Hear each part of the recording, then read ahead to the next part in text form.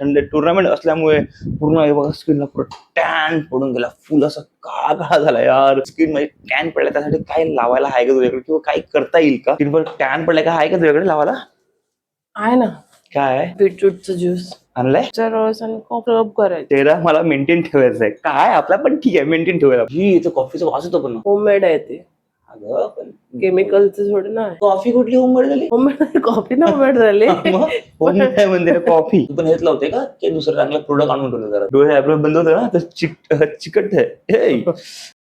डोळ्यात चिपक ते वर लागले म्हणून. हा मस्त छान. आयब्रो काय झाला? आयब्रो मध्ये काय म्हणतात?